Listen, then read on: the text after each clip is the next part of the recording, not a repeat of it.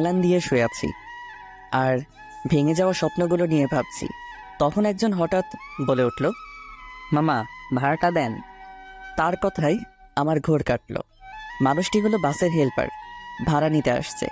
তার কথাই মানিব্যাগটা বের করলাম। মামা, ভাড়া কত? 180 টাকা মামা। তার কথা শুনে মানিব্যাগটা খুলে টাকা খুঁজতে লাগলাম। অনেক কষ্টে 122 টাকা বের করলাম। হেল্পার মামা এখনো আমার কাছে দাঁড়িয়ে আছে, আমার ঘটনাগুলো দেখছে। আমি কি বলবো তাকে ভেবে পাচ্ছিলাম না। তখন হেল্পার মামা বলে উঠল, মামা, কোথায় যাবেন আপনি? ঢাকায় যাব মামা, আমার কাছে ঢাকা যাওয়ার ভাড়া নাই, সামনে নামাই দিয়েন। আরে মামা, নামবেন কেন? টাকা নাই তো কি হয়েছে? আমি আছি, আপনার টাকা দেওয়া লাগবে না। তার কথা শুনে কি বলবো বুঝে উঠতে পারছি না, চোখে এমনি জল এসে গেছে।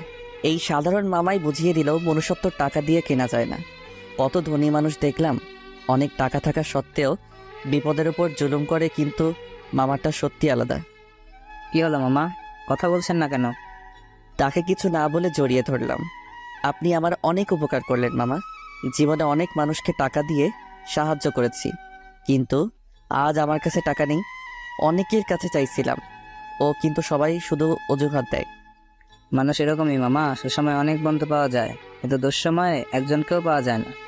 ঠিক বলছেন মামা। আচ্ছা মামা, আপনি বসে থাকেন, আমার আবার অন্য ভাড়া তুলতে হবে। আর শুনেন, আজ ভাড়া নিলাম না বলে কিন্তু পরে দেখা হলে অবশ্যই নিব। মামা, আমার জন্য দোয়া করবেন। অবশ্যই মামা, জীবনে স্বপ্ন পূরণ করো মামা। মামার কথা শুনে মনটা কেমন জানি করে উঠল। এর আগেও একবার ঢাকা গিয়েছিলাম, তখন আমার মনে অনেক স্বপ্ন ছিল, বড় হয়ে ডাক্তার হব। কিন্তু স্বপ্নটা প্রকৃতির লীলা খেলায় ভেঙে গেছে। 4 বছর পর আবার ঢাকায় যাচ্ছি, তবে আজ আমার মনে কোনো স্বপ্ন নেই, শুধু আছে বেঁচে থাকার আপ্রাণ চেষ্টা। হয়তো আর ঢাকা কখনো আসতাম না, কিন্তু পরিবারের বিষয়টার জন্য আবার আসতে হলো। পরিবারের বড় ছেলের বোঝাটাই বেশি বাবার পরে, তাকে আবার বাবা হতে হয়, হোক সেটা ছোট কিংবা বড়, দায়িত্ব তাকে নিতেই হবে, এটাই নিয়ম। তাই আমার বেলায়ও বিপরীত কিছু হয়নি। যখন আমার মনে অনেক স্বপ্ন উড়ে বেড়াচ্ছিল, তখন হঠাৎ এক অজানা ঝড়ে স্বপ্নগুলো সব ভেঙে গেল। অনেক কথা বললাম, এখন যেতে যেতে আমার পরিচয়টা দিয়ে দেই। আমি অভ্র মা বাবার বড় সন্তান, আর একটা ছোট ভাই আছে। বাবা 4 বছর হলো মারা গেছে রোড অ্যাক্সিডেন্টে। এখন বাড়িতে মা আর ছোট ভাই থাকে, তাদের জন্যই আবার ঢাকা যেতে হচ্ছে। প্রায় 2 ঘন্টা পর বিকালের দিকে ঢাকায় পৌঁছে গেলাম। সবাই নেমে যাচ্ছিল, কারণ তাদের একটা গন্তব্যস্থল আছে, কিন্তু আমার নামটি ইচ্ছে করছিল না। মনে হচ্ছিল এখানেই থেকে যাই, কারণ আমার থাকার মতো কোনো গন্তব্যস্থল নেই। কোথায় থাকবো, কি খাবো, এখনও সেভাবে ভেবে ওঠেনি। একটু পর হেল্পার মামা আবার আসলো। কি হলো মামা, নামবেন না? বাস তো ঢাকায় চলে এসেছে। মামা নামবো। তারপর বাস থেকে নেমে এলাম। আসলে মামাটা অনেক উপকার করছে, তাই আর কিছু বললাম না। নামার পর হাঁটতে লাগলাম। যে হাঁটার কোনো গন্তব্যস্থল নেই, সব রাস্তায় আমার চেনা, তাই তেমন কোনো বেগ পেতে হলো না। প্রথমে সেই বন্ধুদের কাছে গেলাম যারা আমাকে ছাড়া এক মুহূর্ত থাকতে পারতো না। সেখানে গিয়ে দেখলাম সবাই যে যার কাজ নিয়ে ব্যস্ত।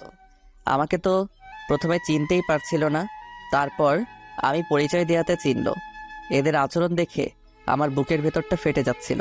হায় রে মানুষ, আগে আমাকে না দেখে থাকতে পারতো না। আসলে ভুল ছিল, তখন আমার কাছে অনেক টাকা ছিল, কিন্তু আজ টাকা নাই, তাই হয়তো চিনতে সমস্যা হচ্ছে। ওদের সাথে আর বেশি কথা বললাম না, ওদের কথাগুলো শুনতে খুব খারাপ লাগছিল, তাই সোজা বেরিয়ে এলাম ওখান থেকে। তারপর সিদ্ধান্ত নিলাম আর কোনো বন্ধু বান্ধবের কাছে যাব না, কাজ খোঁজা শুরু করে দিব। কিন্তু এখন তো প্রায় সন্ধ্যা হয়ে গেছে, তাই রাস্তার ধারে গেলাম। দেখলাম অনেক মানুষ শুয়ে আছে, হয়তো তারাও আমার মতো নিরুপায়। সত্যি, বাস্তবতা অনেক কঠিন, এখানে আবেগের কোনো স্থান নেই। আমিও তাদের সাথে শুয়ে পড়লাম। খুব ক্ষুধা লেগেছিল, কিন্তু খেলাম না, কারণ হাতে যে টাকা ছিল তা দিয়ে কাল চলতে হবে। না জানি সামনে আরও কতদিন এভাবে থাকতে হবে। পরদিন সকালে ঘুম থেকে উঠলাম, উঠে অবাক হয়ে গেলাম। রাস্তায় রাতের মতো আর কোনো মানুষ শুয়ে নেই। সকাল খুব একটা বেশি হয়নি, হয়তো সবাই পেটের ক্ষুধা নিবারণের চেষ্টা করছে। ওদের কাহিনী দেখে সত্যি খুব ভালো লাগছিল। ওদের মধ্যে হয়তো বড় লোকদের মতো এত টাকার নেশা নেই, শুধু দুবেলা খেতে পারলে মনে হয় খুশি ওরা। খুব ক্ষুধা লেগেছিল, তাই রাস্তার পাশে পাউরুটি আর কলা খেলাম। তারপর চাকরির খোঁজে বের হলাম। সারাদিন অনেক খোঁজাখুঁজি করলাম, কিন্তু সবারই এক কথা, চাকরি নেই। আর তাছাড়া গ্র্যাজুয়েটও কমপ্লিট করিনি যে কোনো কোম্পানিতে ইন্টারভিউ দিব। দেখতে দেখতে সন্ধ্যা হয়ে গেল। আজকেও সেই রাস্তায় রাত কাটাতে হবে। শহরে এসে কাজের চাপে বাড়ির কথা ভুলে গিয়েছিলাম। বাড়িতে যে আমার জন্য একজন অধীর অপেক্ষা